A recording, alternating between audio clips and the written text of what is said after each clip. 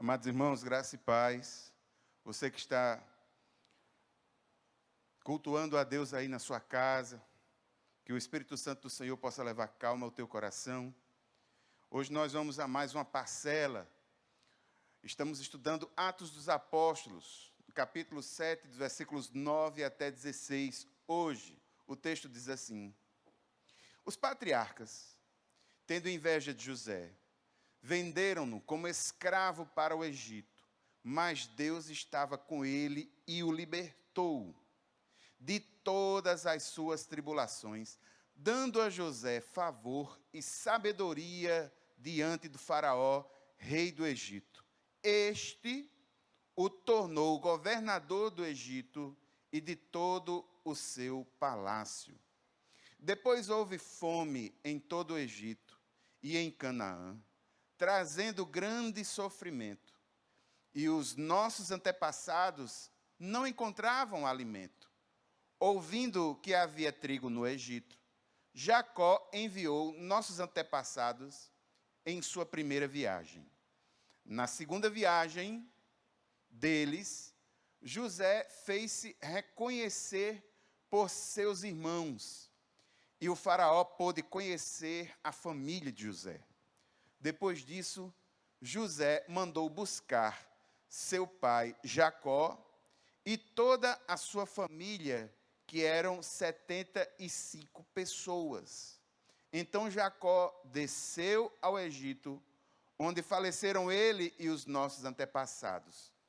Seus corpos foram levados de volta a Siquém e colocados no túmulo que Abraão havia comprado ali dos filhos de Amor por certa quantia. Por favor, baixe sua cabeça por um instante. Vamos orar. Pai, nesse momento, Senhor, nós colocamos essa tua porção de palavra tua lida e clamamos por um grande milagre, que o teu Santo Espírito a ilumine em nossas mentes, em nossos corações, e que o Senhor possa transmitir para nós aspectos da tua vontade que o Senhor quer que nós conheçamos hoje à noite. Eu quero te pedir, Senhor, de uma forma muito especial, pelos irmãos e por toda a família dos irmãos que estão aqui, Senhor, e que montaram essa estrutura para que esse culto pudesse ser uma realidade. E nós podemos dizer, em nome de Jesus, a igreja não tem parado, o Senhor tem dado graça, condições, sabedoria, mas eu clamo por cada um dos nossos irmãos que estavam aqui no louvor, protege a cada um deles, meu Senhor, e as suas famílias. Clamo por aqueles que estão compondo ali a mídia, sua família, o som, a gravação, o suporte, a segurança, toda a equipe de comunicação, eu coloco nas tuas mãos e te peço que o Senhor dê livramento. Pai, tudo o que for feito aqui, seja para a honra e glória do teu nome, é assim que oramos no nome de Jesus. Amém, amém. Irmãos, na semana passada, nós começamos a entender como Estevão começou a construir sua narrativa de defesa. E ele utiliza uma resenha histórica muito bem construída. Estevão, ele mostra conhecimento e ele está construindo a ideia. Qual é a ideia? Deus revela a si mesmo em diferentes lugares e em grande variedade de modos. Neste sentido, os judeus, eles incorriam em um erro, e era esse erro que Estevão queria mostrar, ao considerarem o templo como a totalidade e a finalidade da verdadeira religião. E na quarta-feira passada nós vimos, dos versículos 1 a 8, que Estevão refutou a acusação de blasfêmia, revelando uma profunda reverência a Deus e alta consideração por sua palavra. Nós vimos no versículo 2 que ele falou sobre o Deus da glória. Nós vimos no versículo 3 que ele falou sobre a jornada de Abraão para deixar a Mesopotâmia ir até Canaã. Nós vimos no versículo 5 que ele mencionou a promessa feita por Deus de dar a ele e aos seus descendentes a terra de Canaã. E de uma certa forma, ele já antecipou aquilo que nós vamos estar falando hoje, que foi a permanência de Israel no Egito e as consequências que isso teve. E, por fim, ele observou a instituição feita por Deus de uma aliança de circuncisão. E nós vimos aqui que a promessa veio antes da aliança. A promessa primeiro, a aliança depois. Irmãos, a grande verdade é que Deus ele está universalmente presente e ele pode ser adorado em qualquer lugar. Consequentemente, o templo de Jerusalém não é o único lugar onde o povo de Deus pode prestar-lhe culto. E agora, nesse momento, saindo da narrativa em Abraão, nós vamos para uma nova narrativa em um outro patriarca. Nós vamos para José. E nós vamos ver que Estevão, ele não vai mencionar Isaac, mas vai se referir a Jacó em conexão com José no Egito. Estevão tem um objetivo. O objetivo dele é mostrar aos membros do Sinédrio que Deus cuidou dos patriarcas numa terra estrangeira. Esse texto que nós lemos, dos versículos 9 a 16. Vamos analisar bem devagarinho, não se preocupe. O objetivo dessa modalidade é versículo por versículo. Então, você vai entender, sem problema algum, esse discurso. Irmãos, esse discurso vai durar um pouco de tempo. É possível que a gente fale um mês sobre ele, porque é o maior discurso que nós temos em toda a Bíblia, de forma escrita, longa, falada por uma pessoa só. Ela pode ser, no mínimo, dividida em 4 partes. Estamos na segunda parte dele hoje. Vamos lá. Eu gostaria, antes de começar, por que pastor, que a quantidade de versículos é tão pequenininha e as explicações, elas são tão grandes? Porque nós seguimos aos princípios de hermenêutica, que é a boa prática de interpretação bíblica. E a hermenêutica diz o seguinte: quando existe uma citação do Antigo Testamento no Novo Testamento, nós precisamos voltar ao Antigo Testamento para saber como é que aquilo realmente funcionava no Antigo Testamento, para depois voltar para o Novo Testamento, e a partir dali nós podemos confrontar-nos com as verdades espirituais, para que não tenhamos problema nenhum de interpretação textual.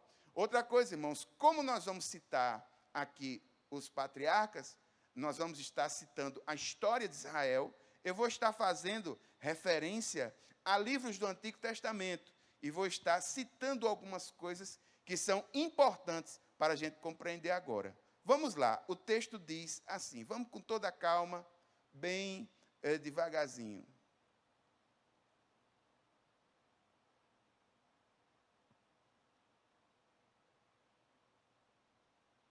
Os patriarcas, tendo inveja de José, venderam-no como escravo para o Egito, mas Deus estava com ele e o libertou de todas as suas tribulações, dando a José favor e sabedoria diante do faraó, rei do Egito.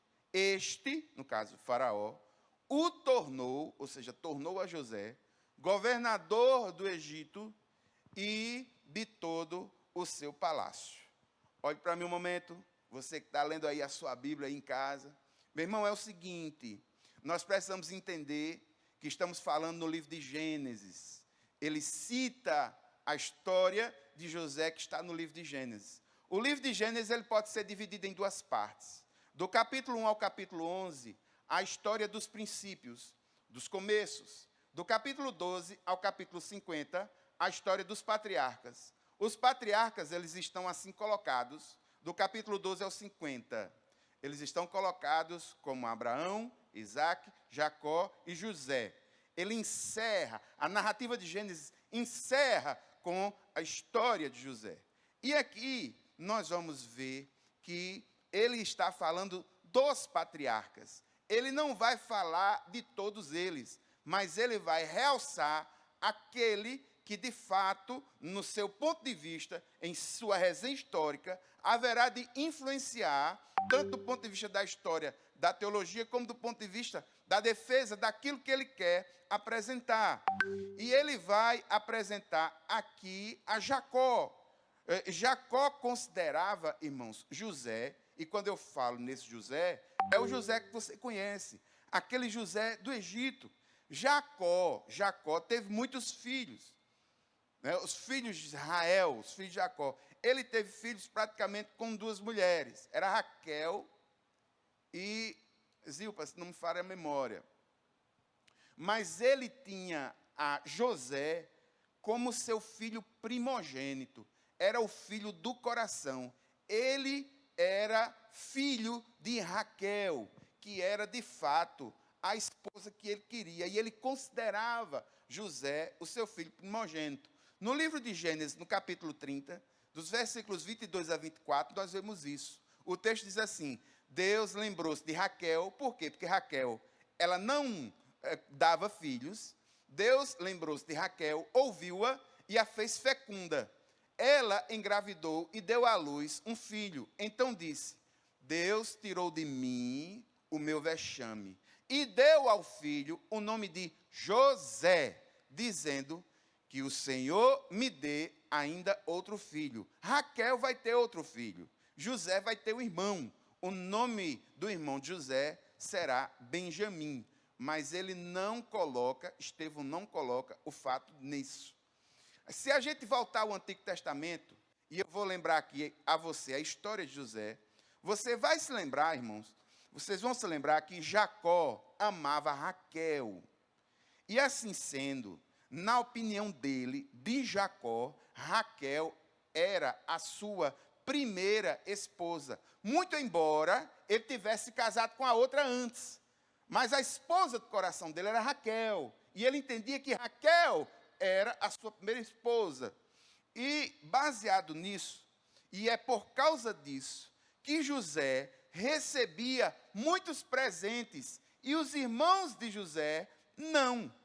É por isso que o pai, o Jacó, o pai de José, deu a ele uma túnica diferenciada e, em função disso, ele foi desprezado pelos seus irmãos. E aqui eu gostaria de fazer uma pequena observação doutrinária.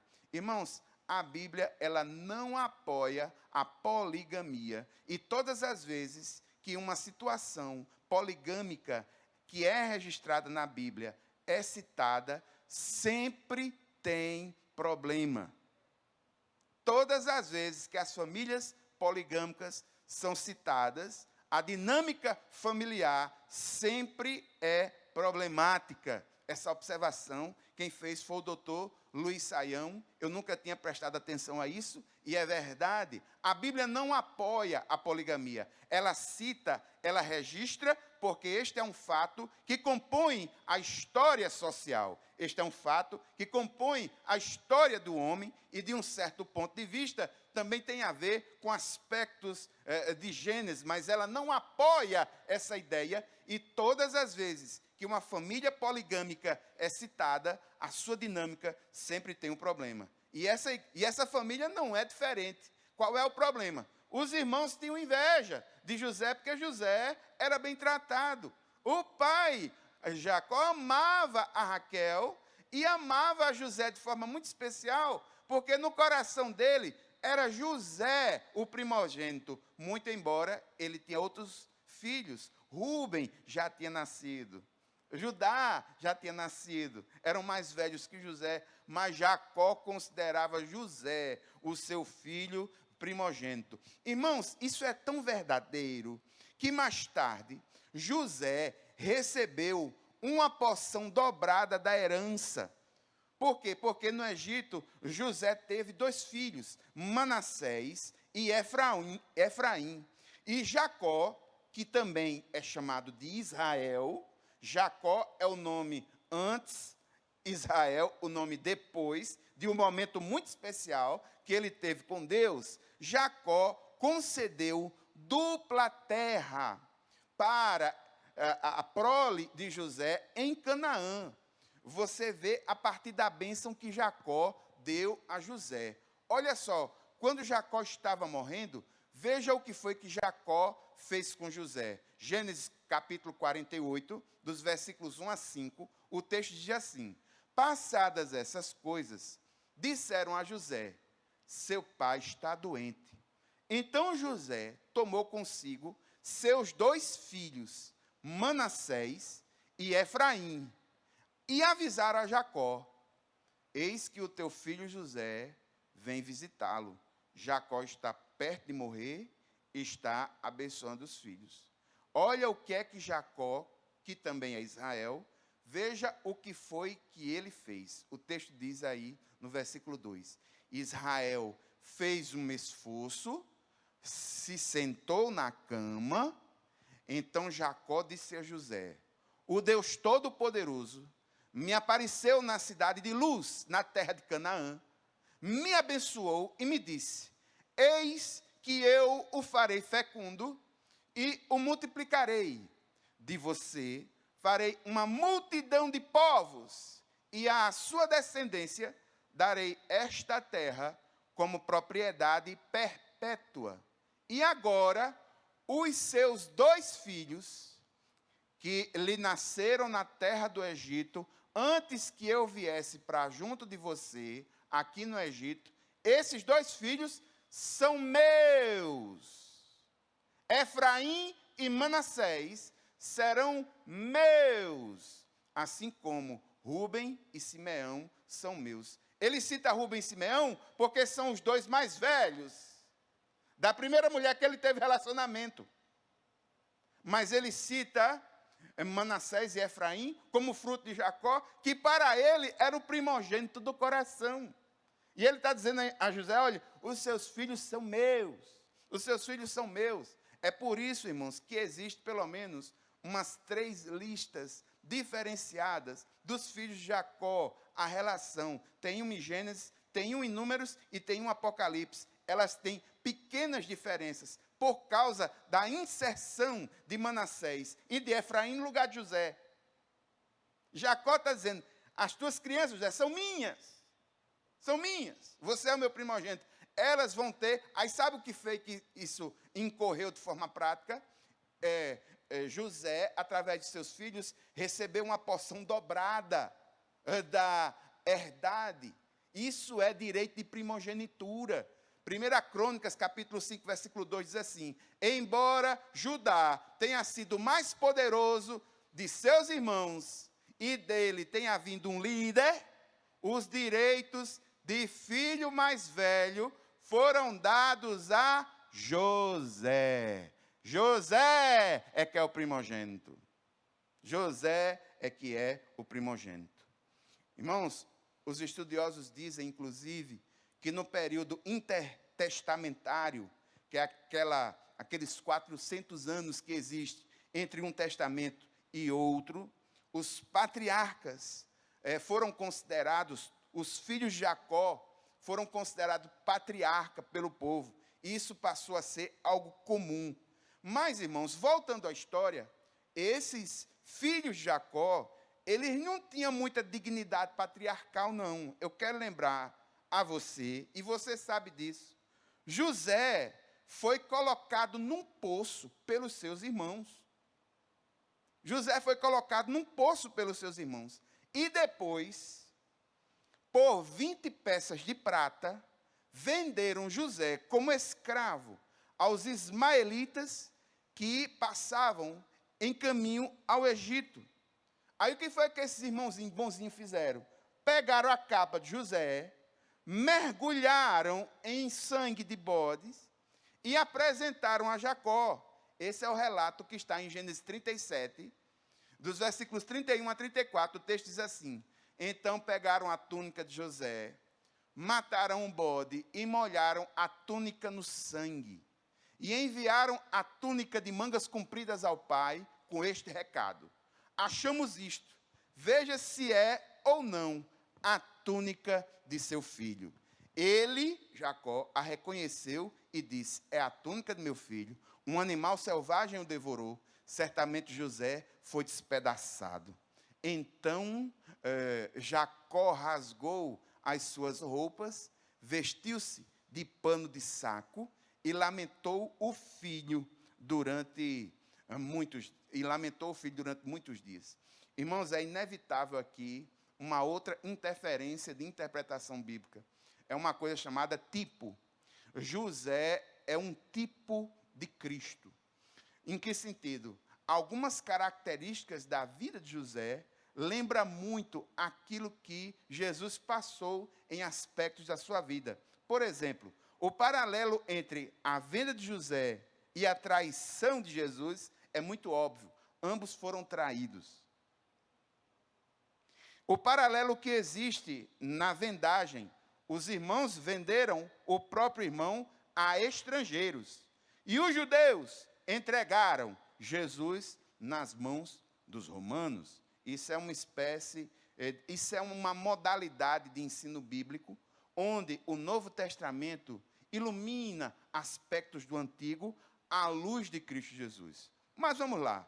Estevão está evitando os detalhes e ele quer ressaltar o aspecto positivo da vida de José no Egito. Como é que ele destaca isso? Existe uma frase que é chave nesse texto que nós estamos lendo hoje. A frase é: Deus estava com José. Deus estava com José. Deus resgatou, Deus libertou José das suas aflições. Deus cuidou de José. Deus cuidou de José, esse José que se encontrava sozinho numa terra estranha, foi vendido pelos seus irmãos. Deus estava com José. Quero lembrar você uma coisa interessante. No primeiro bloco que nós estudamos na quarta-feira, a palavra-chave era Mesopotâmia. Deus se revela a Abraão na Mesopotâmia. Nesse bloco que nós estamos estudando agora, a palavra Egito é citada 6 vezes. Estevão, de uma forma muito sutil, está querendo dizer: olha, lá na Mesopotâmia e agora no Egito, tudo isso não está acontecendo nem aqui em Israel, não. São em lugares diferentes daquilo que vocês têm como algo sagrado. O Deus é Deus poderoso que se revela em todos os lugares. Atuou na Mesopotâmia, agora atua no Egito, protegendo José. Estevão quer provar que a presença de Deus naquele país, no Egito, era real, conforme o próprio José podia testificar com a sua vida diante dos egípcios, diante de Faraó. Deus abençoou José, livrando ele da tentação de Potifar, e abençoou também, livrando ele de ser esquecido da prisão. É o que diz Gênesis 39, 2. A marca de José é essa. Gênesis 39, 2 diz: o Senhor estava com José, que veio a ser homem próspero, e estava na casa de seu dono egípcio. No versículo 21 diz: o Senhor, porém, estava com José, foi bondoso com ele, e fez com que encontrasse favor aos olhos do carcereiro. No versículo 23 ainda diz: o carcereiro não se preocupava com nada do que tinha sido entregue nas mãos de José. Sabe por quê? Porque o Senhor estava com ele, e tudo o que ele fazia, o Senhor prosperava. O Senhor estava com José. O Senhor estava com José. Deus fez com que José ganhasse o favor junto a Faraó. Deus deu sabedoria divina para que José interpretasse os sonhos de Faraó. E a forma como José interpretou foi, no mínimo, inusitada. Por quê? Porque Faraó disse: você tem que dizer qual foi o sonho que eu tive, e depois você tem que interpretar o sonho que eu tive. Só Deus é quem podia dar condições a José de fazer o que fez. era Deus quem estava com José. E José começou a sugerir medidas para lidar com aquilo que haveria de vir, que eram 7 anos de fome. Você se lembra disso? As vacas magras, as vacas gordas. Irmãos, estou lembrando essa história porque é necessário. O importante é que até Faraó reconhecia que Deus estava com José. Gênesis 41, dos versículos 37 a 41. O plano pareceu bom ao Faraó e a todos os seus conselheiros. Por isso Faraó lhe perguntou: será que vamos achar alguém como este homem? Ele está falando sobre José. Em quem está o Espírito Divino? Disse, pois, o Faraó a José: uma vez que Deus lhe revelou todas essas coisas, não há ninguém tão criterioso e sábio como você. Você terá o comando de meu palácio, e todo o meu povo se sujeitará às suas ordens.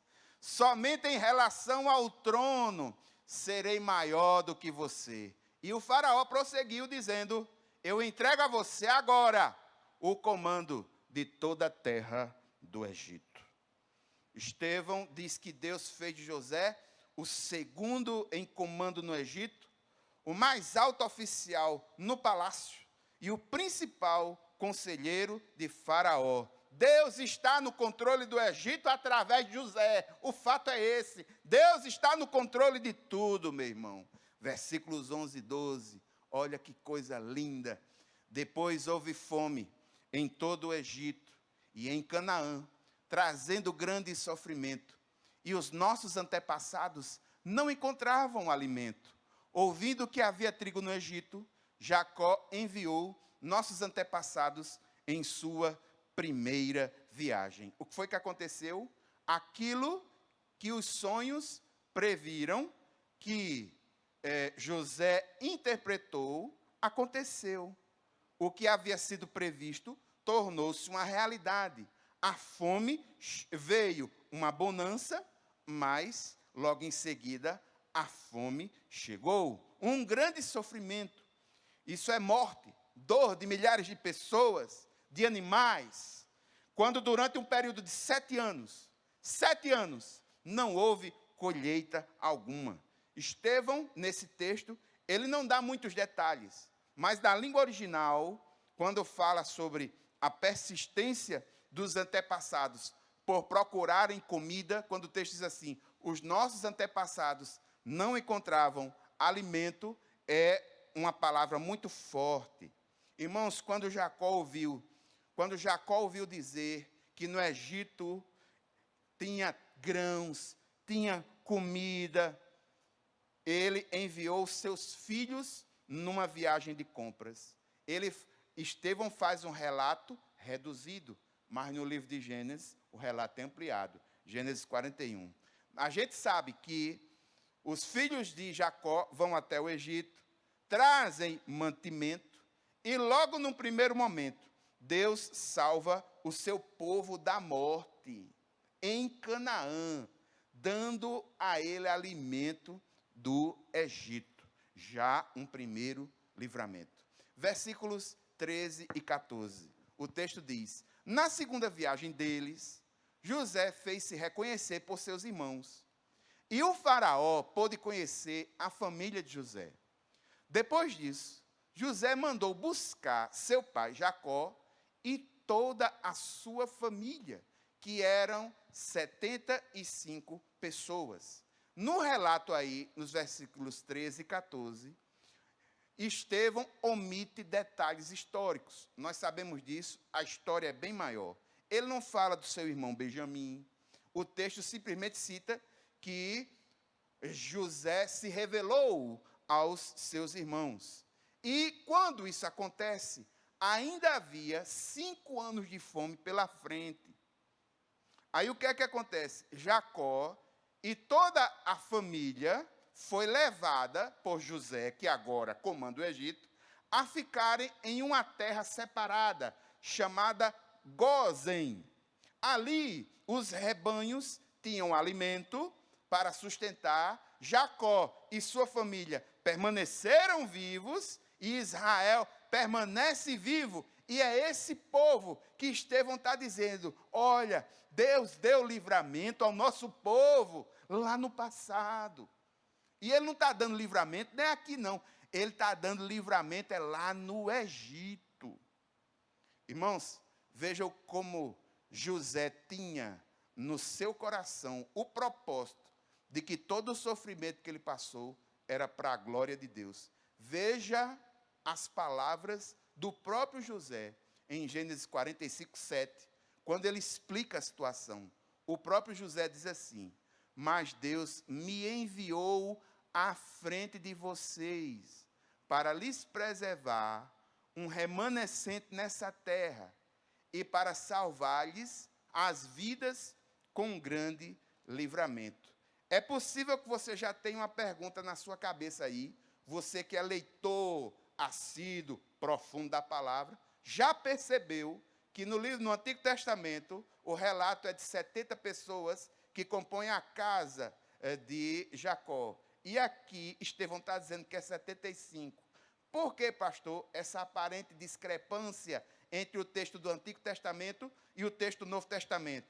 É porque no Antigo Testamento, a contagem da Bíblia hebraica, ela é a seguinte, 66 pessoas que compõem a casa de Jacó, mais Jacó, José e os 2 filhos. 66 com 4, 70. Na Bíblia, em grego, que é a base do Novo Testamento, essa Bíblia, o Antigo Testamento em grego, chamado Septuaginta, na Septuaginta, a contagem é diferente. Na Septuaginta, são 66 pessoas que compõem a casa de Jacó. Aí o que é que se faz no Novo Testamento?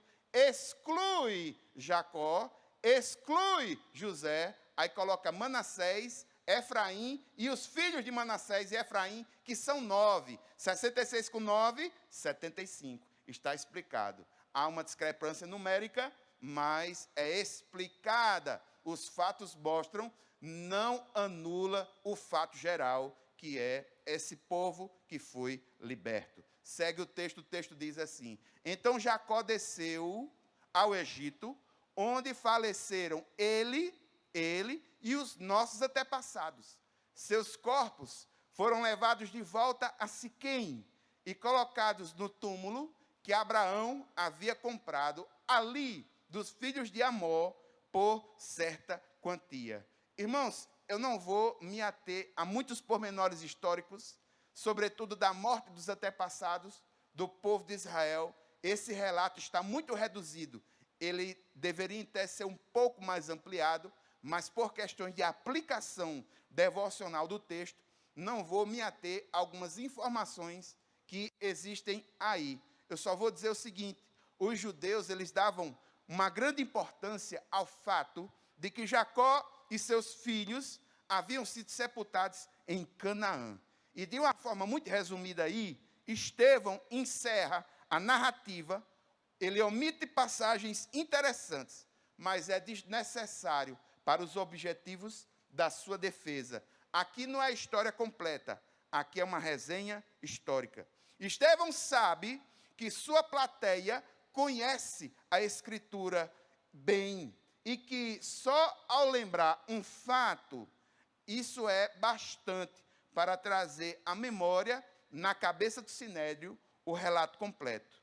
Um resumo, José foi vendido como escravo, foi levado para o Egito, foi tentado por uma mulher sedutora, foi feito prisioneiro, foi abandonado, mas o fato é, Deus estava com ele, Deus estava com ele, Deus estava com ele, e o fato de ele saber disso foi o suficiente para que ele tivesse forças para fugir da tentação, foi o suficiente para que ele entendesse que o Senhor lhe tinha dado sabedoria para poder aconselhar a Faraó, para que ele fosse forte na fé, em meio a uma idolatria pagã tão forte. E o que é maior, meu irmão, é que José teve forças para perdoar os seus irmãos quase 17 anos depois.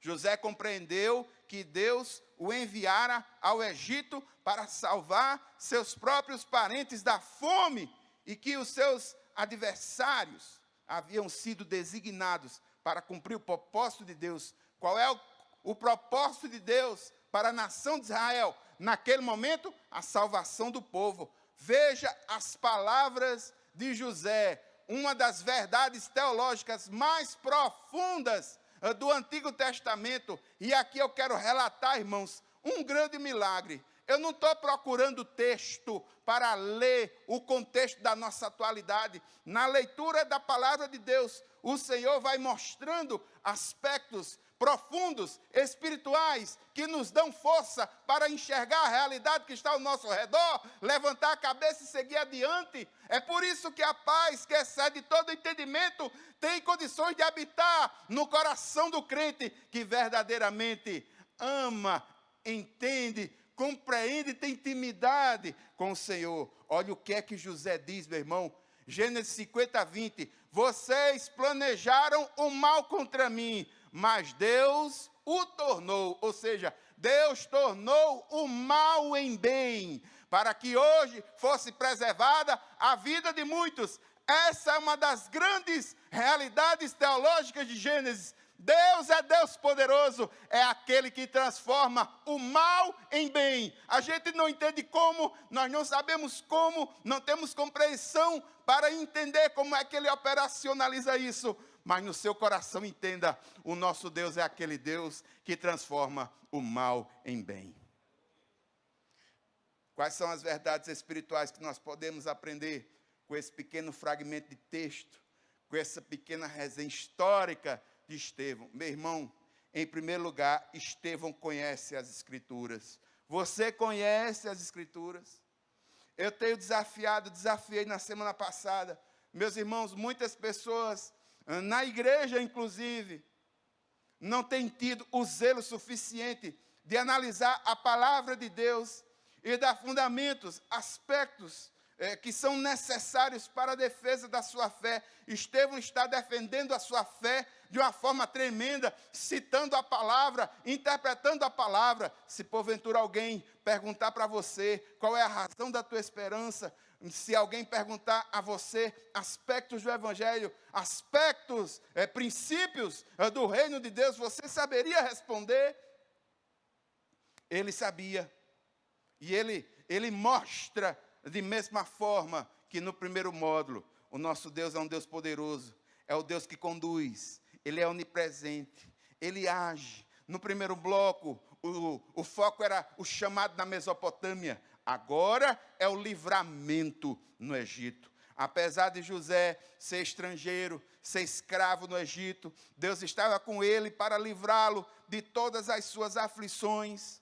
Deus estava não só com José, irmãos, Deus estava com toda a sua família, pois ele o salvou da morte durante uma grande fome. O texto bíblico mostra isso. Jacó e sua família, os 66 mais os 4, ou 66 mais o 9, que é a prole, meu irmão, toda a família foi livrada, digamos assim, foi livre da fome, e eles conseguiram permanecer livres. E o cenário disso não foi Canaã, o cenário disso foi o Egito.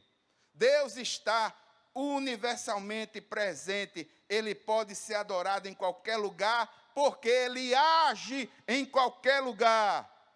Louvado seja o nome do Senhor. Segunda grande lição para nós hoje, sabe o que é? Mais um grande referencial. Quem é o referencial agora? José. Primeiro referencial inspirador, Abraão. Começa tudo com Abraão, um crente. A história do povo judeu começa com Abraão, um referencial para todo mundo. Estevão começa com Abraão, logo em seguida, outro grande referencial, José. Alguém altamente inspirador, um homem para quem o desastre se converteu em triunfo.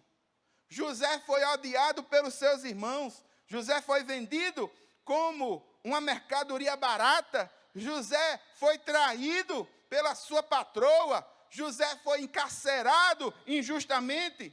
José foi esquecido por aquele a quem ele havia ajudado. Mas sabe o que foi que aconteceu? No tempo oportuno, ele saiu da prisão e tornou-se governador do Egito. E quando Estevão relata isso, Estevão diz que José recebeu de Deus duas coisas. José recebeu de Deus duas coisas para enfrentar tudo aquilo que ele enfrentou. Você viu o que foi que ele recebeu? Vamos voltar aqui ao texto que eu quero mostrar a você o que foi que ele recebeu. Ele recebeu duas coisas. Vamos voltando, vamos voltando, vamos voltando. Não se preocupe. Versículo 10, versículos 9 e 10. Veja o que foi que José recebeu, que o fez forte, e que através dele, desse presente que Deus deu a ele, ele teve condições de suportar. Olha como é que o texto diz. Os patriarcas, tendo inveja de José, venderam-no como escravo para o Egito. Deus estava com ele e o libertou de todas as suas tribulações, dando a José duas coisas: favor e sabedoria. Duas coisas Deus deu a José: graça e sabedoria. Deus deu a José graça e sabedoria. Deus deu a José graça e sabedoria. Deus deu a José graça e sabedoria. Deus deu a José graça e sabedoria. Deus deu a José graça e sabedoria. Eu quero que você bote isso na sua cabeça hoje. Eu vou repetir até você decorar. Deus deu a José graça e sabedoria. Deus deu a José graça e sabedoria. Graça para suportar, sabedoria para tomar decisão. Graça para suportar, sabedoria para tomar decisão. Graça para suportar, sabedoria para tomar decisão. Graça e sabedoria. Graça e sabedoria. Graça para suportar. Graça para suportar a dor de ser vendido pelos irmãos. Graça para suportar a dor de uma mulher safada que vem até ele. Me perdoe a palavra chula, baixa, mas essa é a realidade. A culpa não foi dele, foi da mulher de Potifar. Ele foi preso injustamente. Mas Deus deu a ele graça e sabedoria. Ele foi para a prisão, lá ele recebeu graça e sabedoria. Lá ele ajudou duas pessoas, um copeiro e um padeiro. Os dois esqueceram dele, mais 2 anos ali dentro da prisão. Mas o Senhor lhe deu graça e sabedoria. A sabedoria para fazer as coisas dentro da prisão. Porque o carcereiro, quando viu que José era de Deus, quando viu que José, a mão do Senhor estava sobre ele, ele esfriou a cabeça, botou, foi à prisão para ele governar. Governa aí, meu filho, porque a graça e a sabedoria do Senhor estão sobre sua vida. Graça e sabedoria, graça e sabedoria. É isso, irmãos, que nós estamos precisando nesse momento. No momento em que o Brasil supera mais de 3.000 mortes, nós precisamos do Senhor graça. Graça e sabedoria, porque a vida não para, precisamos tomar decisões. É graça de Deus para suportar, sabedoria para tomar decisão. Graça de Deus para suportar, sabedoria para tomar decisão. Duas coisas, graça e sabedoria. E aqui, irmãos, o sofrimento. Como lidar com o sofrimento? O ícone aqui é José. Sim, irmãos, esse é o grande milagre da palavra. O Senhor tem falado conosco fortemente. Deus é o único que pode transformar o mal em bem. Todavia, Ele vai fazer isso no tempo dEle, num momento profundamente engajado com os seus propósitos eternos. Existe um livro chamado Descubra o Potencial Escondido nas Lutas da Vida. Um camarada nos Estados Unidos chamado Paul Meyer, ele se especializou em sofrimento humano. Ele é pastor, é psiquiatra. Escreveu um livro fantástico. Descubra o potencial escondido nas lutas da vida. ele diz o seguinte: Deus pode usar qualquer circunstância, até mesmo a nossa dor, para trazer coisas boas à nossa vida. A escuridão pode ser exatamente o que muitas vezes precisamos para que nós possamos ver a luz da presença de Deus e do seu propósito. A dor e o sofrimento de José foi para que os planos divinos pudessem ser realizados. E aqui, irmãos, sabe por que existe tanta dor? Sabe por que existe tanto sofrimento? É porque as dores que vêm por meio das injustiças, elas têm uma forte carga emocional. Eu vou fazer algumas perguntas para você refletir. José foi profundamente injustiçado. Irmãos, José tinha culpa pelo fato do pai dele preferir ele e não os outros. José tinha culpa disso. Irmãos, José, por acaso, tinha culpa de quando trabalhava na casa de Potifar, sendo justo e fiel a Deus, consequentemente, sendo justo e fiel com Potifar também. Ele tinha culpa da indecência, do descaramento, da desonestidade, da imoralidade, do despudor, do indecoro, da indignidade da mulher dele. Ele não tinha culpa, não. Ele foi assediado. E outra coisa, irmãos, se você analisar bem direitinho a história, eu pelo menos entendo que Potifar sabia a traíra que era a mulher dele. Porque se ele realmente gostasse dela, ele tinha matado José na hora. Mas o que foi que ele fez com José? Ele colocou no cárcere. Ele foi injustamente para o cárcere. Irmãos, me diga uma coisa, José tem culpa do copeiro, do padeiro, desse povo ter esquecido ele lá? Ele não tinha culpa.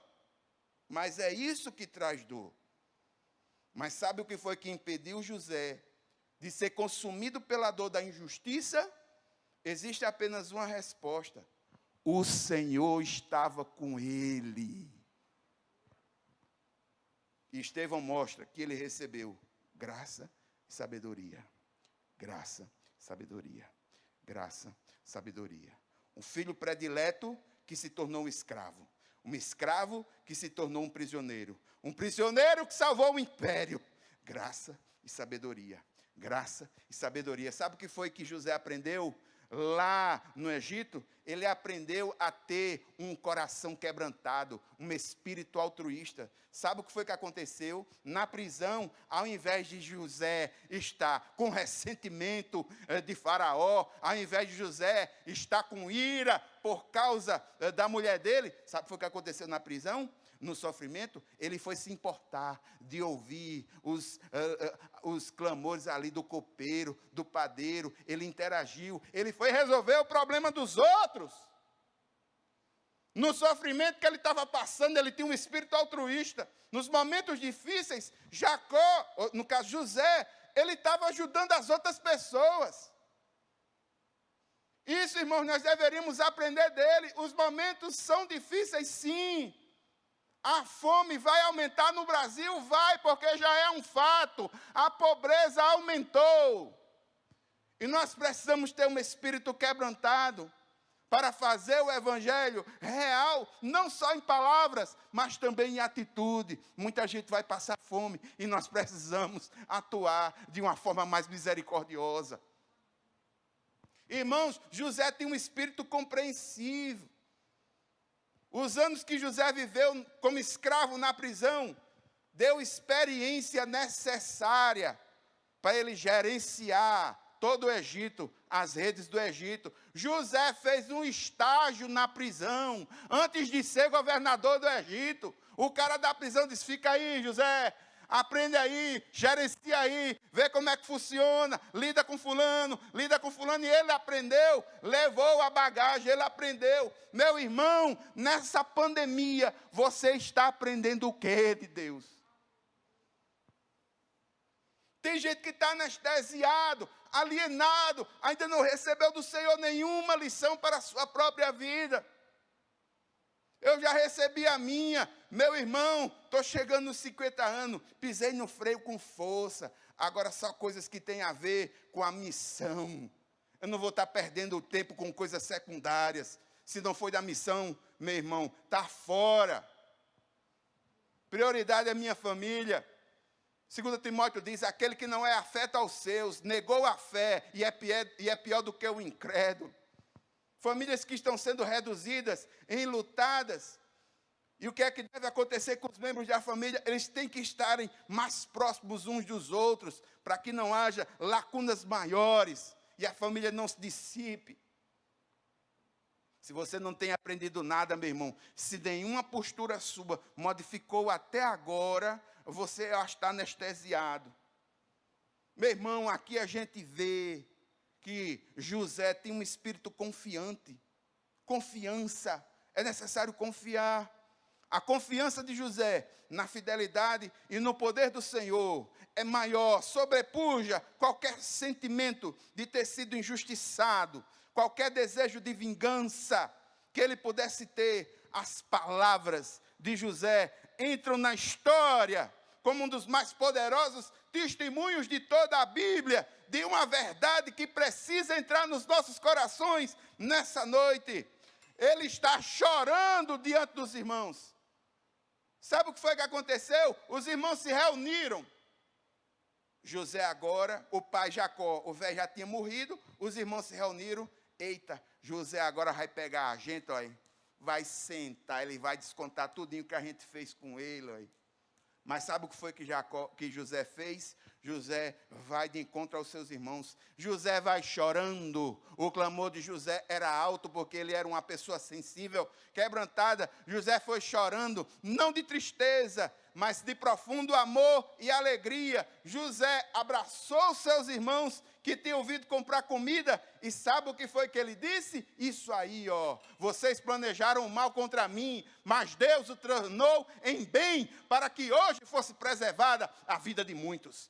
José tinha propósito, ele viu significação no seu sofrimento. Irmãos, é ruim quando a gente sofre sem significação alguma, ou quando a gente tem sentimento de injustiça arraigado dentro do nosso coração, porque isso traz ira, isso traz ressentimento, isso é ruim para a alma.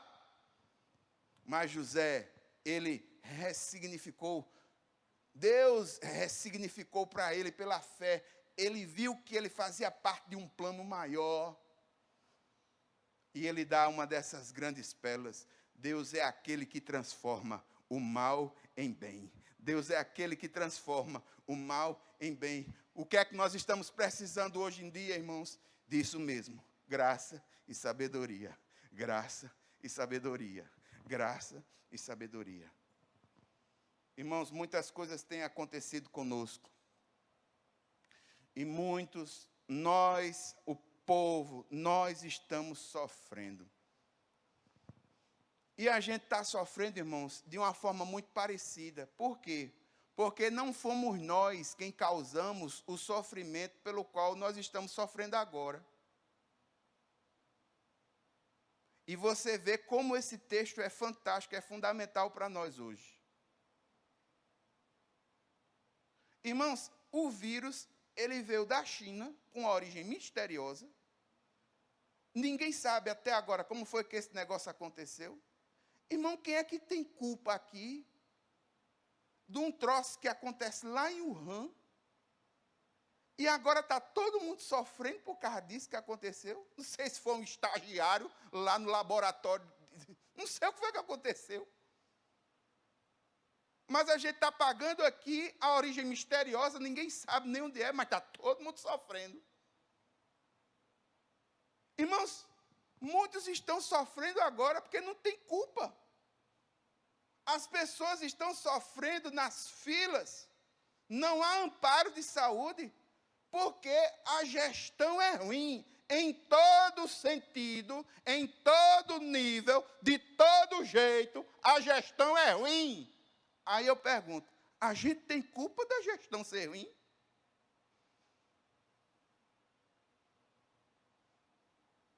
Irmãos, os comerciantes Tem muitos deles que estão à beira de um suicídio. Tem muitos deles que estão à beira de pegar uma arma, botar no céu da boca e atirar, porque eles não têm culpa daquilo que está acontecendo agora.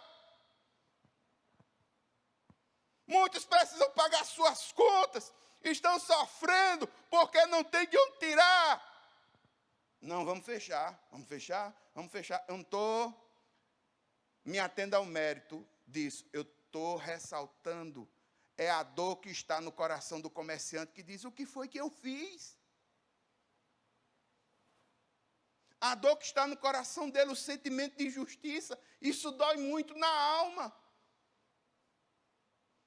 Irmãos, aumento da pobreza pós-pandemia. A fundação, a FGV, falou que o nível de pobreza no Brasil, agora no mês de janeiro, ele aumentou, era algo em torno de 8%, 9%, agora é quase 27%. 27 milhões de pessoas que vivem com menos de R$246 por mês. É por isso que o auxílio não pode parar, e nós precisamos orar para que haja recurso, para que o pobre num Brasil que não tem nada a ver com essa história, ele não sofra. Irmão, existem alunos que estão sofrendo, porque lhe foi dada uma modalidade de estudo que ele não se adequa. Eu já fiz praticamente umas 2 pós-graduações que era à distância. Irmãos, estudar à distância não é para todo mundo, não. Tem gente que está sofrendo, tem gente que não tem condição nem de ter um celular em casa. Os filhos estão sofrendo porque sabem, e os pais sabem, que do ponto de vista da competitividade, eles já foram afetados. Uma coisa é o filho do pobre estudando no Smart TV de 60 polegadas, em casa, no home office montado. Outra coisa, o filho do rico. Outra coisa é o filho do pobre, que muitas vezes não tem condição nem de ter um celular. Desse pé duro mesmo, da lampadazinha. Irmãos, os profissionais de saúde estão sofrendo, não obstante estarem na linha de frente, lidando com o Covid, muitos deles estão numa carga emocional tão grande, isso não vai estourar agora não, isso vai estourar depois que essa história passar, os chamados distúrbios pós-traumáticos. Esse povo sofre. Tem muitos desses profissionais que fazem tempo que não têm um descanso real, verdadeira preocupação, são com aqueles que estão numa fila, tendo que escolher quem é que vai e quem é que não vai, ir para uma UTI, que é uma fila enorme, quem fica e quem não fica. Isso é sofrimento. Agora eu pergunto, foram eles que provocaram isso? Não, mas a dor fica, e o sentimento de injustiça também. Essa sensação. Então, irmãos, é essa verdade que aí está, que ela tome conta do nosso coração. Deus é aquele que transforma o mal em bem. Como, pastor? Eu não sei. E se você perguntasse a José, no momento em que ele estava sofrendo, como é que o Senhor tem agido na tua vida, ele haveria de responder do mesmo jeito, eu não sei. Eu não sei como é que o meu sofrimento dos meus irmãos terem me vendido. Eu não sei. É possível que eles não sei. Agora, quando a história se conclui, que ele verifica, que ele analisa, que ele vê, ele manteve sua fé. Aí, quando ele viu o processo todinho, ele analisou sua vida. Agora eu entendi. Foi para que houvesse a preservação da vida de muitos. Deus fez com que eu viesse para cá, sofresse, mas esse sofrimento foi para a glória de Deus. Ruim, irmão, é quando a gente sofre sem ter motivo algum. Sofrimento injusto sem ter motivo algum. Isso é que é terrível. É por isso que essa dor, é por isso que a gente está vivendo um momento tão difícil. E é esse momento difícil que a igreja tem mantido, às vezes, até de forma redundante, falando palavras de esperança, falando palavras de fé, irmãos, porque é necessário. Se a esperança for embora das nossas almas, nós vamos entrar em estado de desespero. E muitos, quando entram em estado de desespero, sabe o que é que acontece? Depressão, suicídio, problemas emocionais. É por isso, irmãos, que nós precisamos manter acesa a chama da esperança, falando do Senhor, um Deus que conduz a história e que mais de ou menos dia, esse Deus vai fazer com que esse sofrimento que nós estamos passando agora tenha um efeito para nós, tenha uma significação para nós. Guarde isso no seu coração hoje. Deus é aquele que transforma o mal em bem. Mas nós precisamos orar, irmãos, pagar um preço de oração muito grande. Nós precisamos orar pelo nosso Brasil. Um Brasil louco, doido, perdendo os seus valores. Ninguém sabe mais o que, como. Acorda de um jeito, se levanta de outro. A gente não tem segurança em nada. De valores alguns, nada, nenhum tipo, nada. Você não sabe nada. Tem muita coisa que corre ali, nas raias, nos escombros daqueles congressos, daquele Supremo, aquelas coisas nojentas, que o povo brasileiro não tem acesso, mas o Deus Todo-Poderoso tem acesso. E eu oro para que a verdade venha à tona. Temos clamado para que a verdade venha à tona e que o Brasil, que haja o pente fino no Brasil como um todo. Não sei, meu irmão, não sei como é que isso vai ser. Isso é uma coisa do Senhor, mas uma coisa é certa. Se a gente se arrepender e orar e clamar, o Senhor vai passar limpo nossa nação. Essa é a esperança que deve estar no nosso coração. Irmãos, famílias enlutadas. Em 2 dias de oração, no meu caderninho lá, eu computei 9 famílias. Pessoas que nós conhecemos, ou que estão ligadas a pessoas da igreja. Gente, isso nunca aconteceu. Na oração de hoje, praticamente 90% estava ligado à questão da Covid-19. Ou de uma forma direta ou indireta. Isso nunca aconteceu. Nós precisamos orar, irmãos, famílias enlutadas. Nós precisamos orar pela nossa economia. As duas coisas, elas não são autoexcludentes. É necessário que nós recebamos de Deus graça e sabedoria para tomar as decisões. Graça para suportar e sabedoria para tomar decisão. A economia está se acabando. A pobreza aumentou em pelo menos 3 vezes. Do ponto de vista dos números, é como se tivéssemos retornado. Se não me falha a memória, eu acho que foi isso que eu entendi do relatório que li da FGV. É como se a gente tivesse retornado ao ano de 2011, em alguns aspectos econômicos.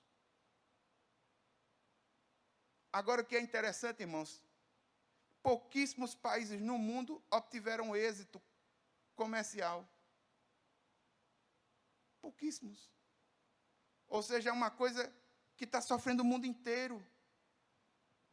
Sofrimento, dor, de uma coisa que a gente não sabe como foi que começou. E a culpa é minha. A culpa é minha porque agora eu estou usando álcool em tudo que é lugar, tendo que usar uma máscara. Não, irmãos, a culpa não é da gente, não. É por isso que a gente precisa de graça de Deus e de sabedoria para tomar decisão. Graça e sabedoria. Foi isso que Deus deu a José. E nós precisamos de graça e sabedoria. Eu gostaria de orar. Aonde você estiver, baixe sua cabeça por um instante. Vamos orar. Pai eterno e santo, Deus poderoso. Nesse momento, Senhor, nós queremos colocar diante de Ti a nossa vida. Nós estamos sofrendo, Senhor, por coisas que, de uma certa forma, não fomos nós quem criamos. E isso aumenta muito a nossa dor. Meu Deus, meu Pai, o Senhor que é Senhor soberano sobre todas as coisas, que sabe os propósitos. Meu Deus, meu Pai, eu quero colocar nas tuas mãos a nossa vida. E quero te pedir, Deus, que o Senhor nos ajude, dando graça. Quando Paulo tinha um espinho na carne, o Senhor disse a Paulo: a minha graça te basta. Senhor, que pela fé nós possamos viver a graça do Senhor e na nossa mente o auxílio do teu Santo Espírito, para que a paz que excede todo entendimento, pelo teu Santo Espírito, de forma milagrosa, poderosa, entre nos nossos corações. Senhor, eu clamo pela nação brasileira. Eu não sei o que é, nem como é, mas o fato é, nós temos clamado para que o Senhor passe a limpo a nossa nação. E eu te peço, meu Deus, entra com provisão de justiça nessa nação. Clamo, Senhor, pela economia do nosso país. Clamo, Senhor, agora, sobretudo por aqueles que são mais pobres. Pessoas que de uma hora para outra perderam seus empregos. Pais de família que eram gerentes em grandes empresas e agora estão distribuindo alimento usando bicicleta, porque muitas vezes não tem condição de comprar uma moto. Meu Deus, eu quero te clamar, por aqueles que estão nos lugares difíceis do nosso Brasil, nas favelas, nas palafitas, sofrendo, não tem o que comer, agora estão mais pobres. A desigualdade social do nosso país agora está mais escrachada. Eu quero te pedir, meu Deus, em nome de Jesus, pelos pobres da nossa nação, Senhor. Levanta, Senhor, igrejas, instituições, organizações que possam amenizar a dor deles, meu Pai. Meu Deus, meu Pai, visita, Senhor, os profissionais de saúde que estão entrando, Senhor, praticamente num momento muito difícil agora, aqui no Brasil, muitos deles emocionalmente deteriorados, acabados. Meu Deus, que o teu Santo Espírito restaure eles e que eles não tenham doenças pós-traumáticas, meu Deus, meu Pai.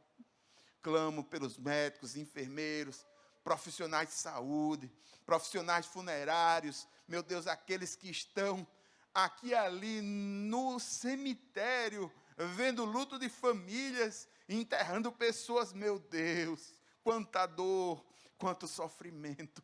Essa dor nós repassamos para a cruz, colocamos diante dos teus pés, Senhor. Meu Deus, meu Pai, em nome de Jesus, nós oramos. Amém, amém. Meu filho, guarde isso. Eu estou sem celular aqui. Só se alguém trouxer um celular aqui para eu abrir o WhatsApp. Eu não tenho um celular, não.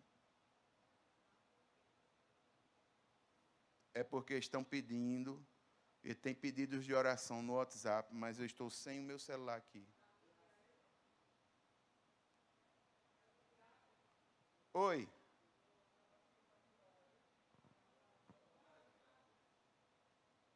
Bota o microfone para ela, porque ela dali mesmo já diz os motivos de oração. Não tem problema não.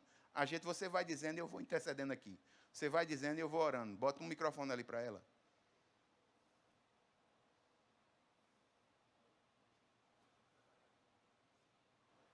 Pronto. Bota ali o microfone para ela. Ela vai dizendo os pedidos de oração e a gente vai lendo. A gente vai orando.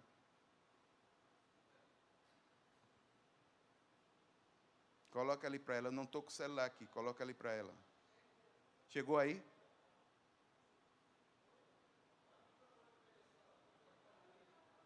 Tem aqui o microfone no pedestal. Você vai dizendo os pedidos de oração e a gente vai já intercedendo. E é necessário mesmo. É necessário. Suba aqui, suba. Tem um microfone aqui.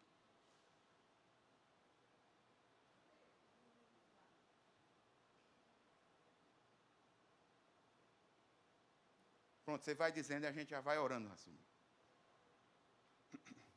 Pai eterno e santo, Deus poderoso, os pedidos de oração têm chegado até aqui, Senhor. Vá. Paulo Delfino pede oração em gratidão a Deus pelo aniversário da filha Johanne. Lurdinha Cardoso pede oração pelo Amém, vizinho Senhor. Márcio, que está Em nome de entubado Jesus. com Covid. Senhor, visita ele, meu Deus, meu Pai. Rodrigo Rodrigues pede oração por Alice, irmã de Léo. Em nome de Jesus, Senhor, Léo, visita está Alice, meu Deus, entubada. meu Pai. São mais esses pedidos. Só são esses 3. São esses 3. Amém. Vamos pedidos. orar agora. Pai eterno e santo, Deus poderoso, esses pedidos que foram relatados aqui pela irmã Racilbe, que chegou até aqui a nós. E alguns desses pedidos, os irmãos ali estão envolvidos com o vírus, a Covid-19, entubados. Meu Deus, meu Pai, nesses pedidos, nós também colocamos todos os pedidos que nós recebemos nessa manhã, na live.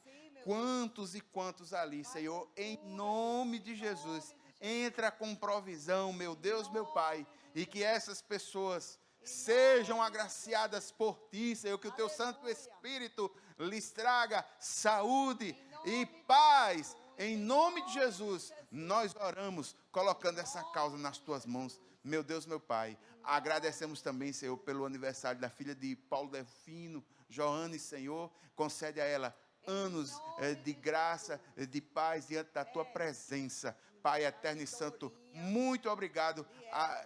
Clamamos também por Dorinha, que está fazendo aniversário também, meu Deus. Hermes também, que está fazendo aniversário. Os irmãos, Senhor, anos e anos de vida e paz. E que eles possam estar nas mãos do Senhor. É assim que nós oramos no nome de Jesus. Amém, amém. Muito obrigado, Rasul, muito obrigado. A graça do Senhor Jesus Cristo, o amor de Deus, a comunhão e as consolações do Espírito Santo seja sobre cada um de nós, hoje e sempre. Amém, amém. Amados irmãos, graça e paz. Deus abençoe vocês. Amanhã, quando as misericórdias do Senhor se renovarem sobre a tua vida, que as tuas forças estejam renovadas também. Graça e paz. Deus abençoe.